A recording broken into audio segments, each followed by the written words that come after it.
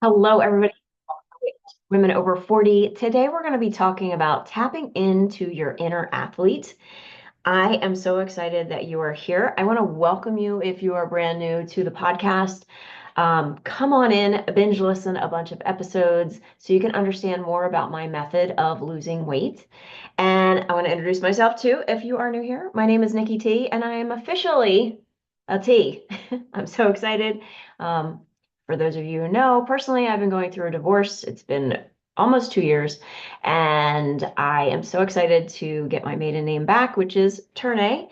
And I'm so excited to be moving on from not a new chapter, but a whole new book. I cannot wait to explore what my future holds for me. So, for those of you who've been cheering me on behind the scenes, you know personally what I've been going through.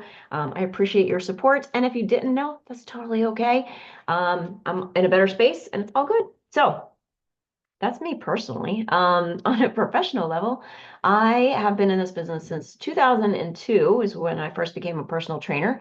But really, it goes back to the dawn of time for me because before that, I was a professional ballet dancer. I also worked in physical therapy. So it's going to be, this episode is going to be interesting because we're going to be talking about the inner athlete and how you can really kind of pull that into your present life and make you get the results that you want for lasting weight loss because I think that's what everybody wants. We want lasting weight loss. We don't want to lose it and then gain it back 12 weeks later or whatever. And this is why I'm a strong proponent against dieting. I talk a lot about the dieter's mentality. It really kind of has effed up our brain in that respect because we're so ingrained and it was taught to us, especially if you are in your 40s, 50s, 60s, even 70s. We were taught this mentality of like basically ignore all your true signals that your body was naturally designed with and take this diet, take this food plan, take this whatever. Eat like a rabbit and do tons and tons and tons and tons of cardio. We know that diets don't work, and yet they keep coming up. They keep creating new ones. We keep holding on to the hope that this next one is going to be the answer. And I'm telling you, it is going to leave you flat and gaining the weight back, just like every other one has in the past. So if you're looking for something different, definitely come and, like I said, binge listen my podcast. It will give you a really good idea of how my method is. It's very different. It's based in psychology, it's based in mindset, it's based on loving yourself. Wouldn't you just love to love yourself as you lose weight and your body and eat all the favorite foods that you want and have a good time? The way I've created my program is really simple. And that's another thing the diet industry likes to do. They like to complicate it. They like to make it seem like it's really hard. And well, they like to make it seem like it's easy, but once you get in, you're like, holy crap, I got a meal plan, I got a food prep. I can't go out to eat at a restaurant and order whatever the hell I want. Sucks, absolutely sucks. And the mind drama that you put yourself through as you're on this diet, I can't say enough about it because again, back when I first started, this is what I taught. This is what I was taught to teach. And I regret that in the sense of like I didn't know what I didn't know, but now I know. I know the mindset is the missing piece. That is the starting line of your weight loss journey. If you're not starting in your mindset or the psychology behind it, you are starting in the wrong space. If you are binge listen to my podcast and you're like, yes, I really like this idea, and you want to take it a step further and you want to really understand the method and put it in place, you can absolutely go to my website, weightlossforwomenover40.net, and check out the Jumpstart group. I am so excited. I have revamped this, and it is literally everything that you could possibly need in order to lose weight. So really what you need is very simple, but the support behind it is what you really need to get yourself into that mindset of success. So go check that out. It's at weightlossforwomenover40.net/jump, JUMP. You can absolutely check it out. And then if you're not ready, it's not a problem. Just when you are, I'm here. All right. So let's dive into the topic today. So we're going to be talking again about tapping into your inner athlete. So a lot of the women that I work with, they have been very active not all of them, but I would say 50-50. Most of them were active, as kids, they played some sort of sport. Some of them were dancers. And I know for me, like dance is now kind of slided into the sport category. And for me, I'm a little bit classic in the dance world in the sense of like dance is a performing arts. And yes, it is equivalent as far as stamina, athleticism, that kind of thing, but it is a performing arts as opposed to a sport. Now there's dance sport, I guess. I guess it depends on what kind of dance you're looking at. But again, I grew up in pretty much strict classical ballet. We did do jazz and hip hop, a lot of contemporary ballet. Um, so when I'm talking about inner athletes, I am going to be talking about my ballet experience. But let me be very clear. I do not consider myself an athlete. Um, though I have done for, I think it was 6 years straight, I did do a obstacle course race for charity. It's local in the area. It's called Goliathon if you want to check it out. It's an awesome, awesome experience. And I did 12 of them, I believe, 12 or 13. I kind of have lost track of. So I guess you have to be an athlete to do those, but I never really considered myself an athlete. So I either considered myself a dancer or just like someone who's into fitness. I'm not a big runner. I have done one of the Disney 10Ks years ago, the Princess Run. That was so much fun. But as a ballet dancer, we were always told that we were not allowed to run. It makes sense from a physical therapy, my physical therapy background, because if you look at ballerinas, we always have our toes out, right? So if we were to run, we don't really run with our feet facing forward, parallel to each other. We kind of run like ducks. And again, it's the style of the performing arts. When you run on the balls of your feet and your legs are turned out. And I do remember very distinctly when I did start trying to run, not trying, I was running. I remember I was working in physical therapy. We had a physical therapy side and we had a gym side. And I started running on the treadmill. And now, mind you, I didn't stop dancing until I was 30. So I think I must have been in my 30s when I started kind of running. And I remember my fellow employees, love them dearly. I don't want anything against them, but they were kind of laughing at me running on this treadmill because I was prancing. Essentially, I was running like a dancer. I was very much on my toes. I didn't understand how to roll through my feet or anything like that. And then when I did start to try to almost go a heel toe, which isn't quite the gait you need for running, but I would slap the treadmill with my feet. Looking back, I thought it was comical. I didn't take it personally or anything, but so I'm off on a tangent on how I used to run, but I guess I'm bringing up these suggestions or these things that I've gone through, just so you know that I don't consider myself an athlete, but I have done things that require athleticism, right? So running a 10K, I needed to train for that. Running those obstacle courses, of course, I definitely needed to train for that, and that was so much fun at the time. But before that, I was a professional ballet dancer, and so there you are with my background. But what I want to offer is whatever you did as a kid, and maybe you didn't do like, our kids today, their sports is so organized and structured and recreational. For us, you might have gone out back and played stickball. I know we used to just hit the ball. I used to love hitting the baseball bat with a tennis ball because it would go really far.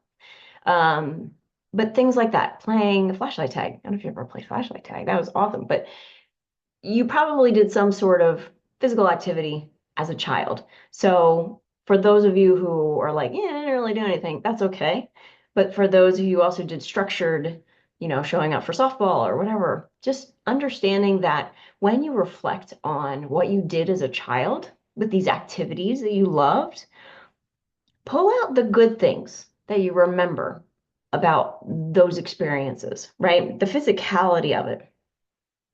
And remember there are the not just the physicality of it, but it is also the mental capacity of it. You got something out of playing, right? And I think that's one of the things that is kind of missing in our kids' generation is they don't like play is very different than what we grew up as. Where left the house and you were told to be home before sundown, at least that's what we were told. We didn't have lights on our streets. I lived in a very country setting. But if you lived in the city, I think the general consensus was be home when the street lights come on, right? So we had that psychological benefit of enjoyment. Like you did things that lit you up, right? So tap into what those past things were and find those little gems, right? Find out what that is. And so, for instance, if you did take ballet as a child, maybe you would enjoy taking adult ballet classes or even a bar workout or something similar. Start experimenting with different things like that. They have a lot of different things that are available to us older folks that you can test and try out. Pickleball's another thing. I mean, I've only played pickleball once. And to me, it reminds me of a cross between tennis and ping pong. But like, go and experiment with that. And even if you feel like you're not physically capable of doing it, just start with a lower level or go find a buddy and practice, in advance type thing. I mean, that's what I did with pickleball. It was me and one other person, and he was helping me kind of learn how to play, right? So there wasn't any pressure. Um, Go for hiking, like just find different things that you enjoyed as a kid. Like if you enjoyed bike riding, I know I sure did, go bike riding. There are plenty of parks that you can go bike riding in if you don't want to deal with traffic, which I don't blame you.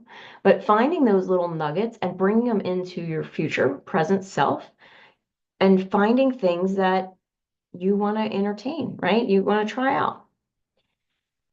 So you also want to adapt to our age, right? Especially if you are a beginner in the sense of like, say you haven't worked out or did any kind of physical activity for a very, very long time.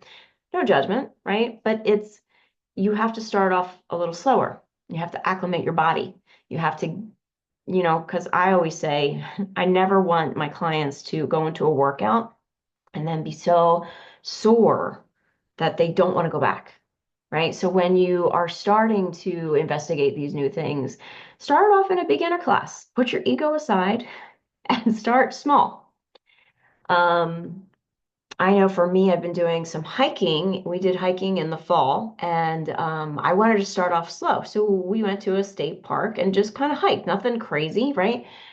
And and then later on, we went to Vermont and we did Haystack, if anybody is familiar with that, the summit. That was really cool. I will say it was kind of cold and it was weird weather. And if you follow me on Instagram, you will see reels of it here and there. Um, but again, leave your ego aside. Just start where you need to start. The other thing I want to offer too is because you're older, you want to make sure you warm up. Take your time to warm up. Take your time to get the blood flowing. Take your time to do some stretching. When you're warming up, you want to do dynamic stretches, which means you're moving as you're stretching.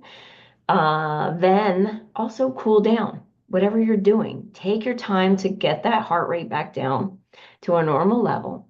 Stretch. This is the time that you can do static stretching, which means you take your time and you hold the stretches and really listen to your body, right? This body that we have has to take us until hopefully, I mean, I'm aiming for 110 years old. We'll see if I'm of sound mind and body. And if I'm not of sound mind and body, I hope that I'm funny and amusing to other people. I don't want to be one of those mean older people. I digress.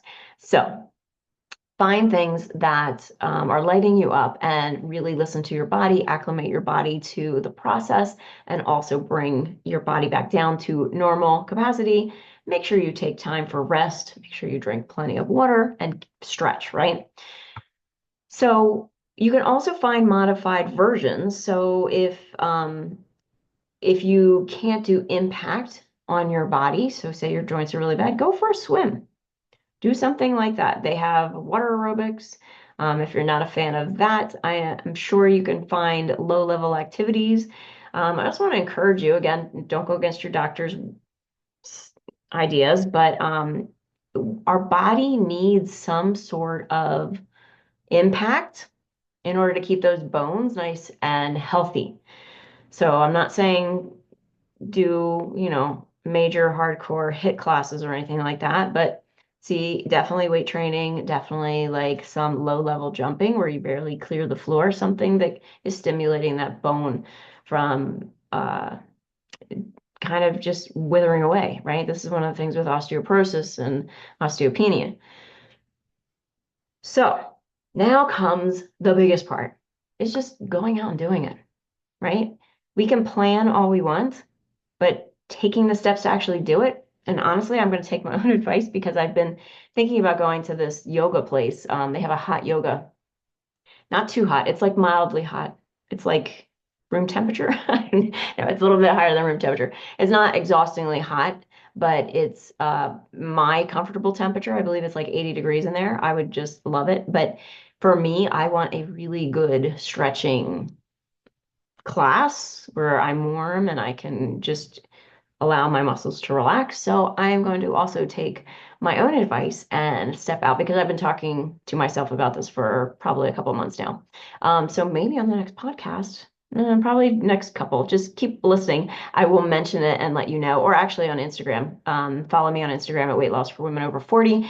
For sure, I will be posting it over there. And if you're not following me over on Instagram, go over there and follow me because I have lots of reels that are coming out that have come out, lots of nuggets and gems that you can add to your repertoire of losing weight for the last time. So get started. And again, think about your current lifestyle. Think about what it is that you want to do, how you want to enjoy life. Because again, if you're like me, where I'm 50, going to be 52, right? And if I live to 110, almost half my life is over. And granted, I definitely want to move forward into this next book of mine. And, time is not going to slow me down for sure. So again, do what you want to do, but look at your life. Look how you want to be living your life. What do you want to experience? When you're looking back when you're 110 and you're looking back, what do you want to remember? Do you want to remember going on fun adventures and excursions and doing things that you say you want to do? Or do you want to look back and be like, man, I wish I had not spent so much time watching Netflix or doing whatever? Not to be a Debbie Downer. Sorry, all you Debbies out there. Not to be a Debbie Downer, but again, it's something, it's the reality of life, right? At some point, we're no longer going to be here. And why not make this the best life that you can? And part of that is getting the body that you want, getting a body that is healthy and lean and can support you in doing the things that you love to do. So I hope this was helpful. If it was, please hit that subscribe button. If you're really feeling adventuresome, I would absolutely love if you could leave a review on iTunes. I haven't had a review in a while. I haven't really been asking either, but if anybody wants to write a written review, that would be totally awesome because again, that helps boost the algorithm of the podcast and it brings it to more people. And more people need to know that dieting is not the answer and that there is an answer besides dieting because I don't want to have anybody hate themselves skinny anymore. It is a waste of your time and it is not necessary. It can be simple, it can be easy, and it can be actually fun to lose weight and eat the foods that you love. All right, that's all for me today. I hope you enjoyed this episode. I will see you over on Instagram where I'm also doing lives. So if you want to get a Q&A in, a question in, you can absolutely join me over there. Just follow me and you'll get notified of when the next live will be. I hope you have a fantastic day, a fantastic weekend, and do something that you love to do. Go, even if it's an art class, right? Go embrace your inner athlete and let them have some fun. All right. Have a beautiful day, and I will talk to you soon.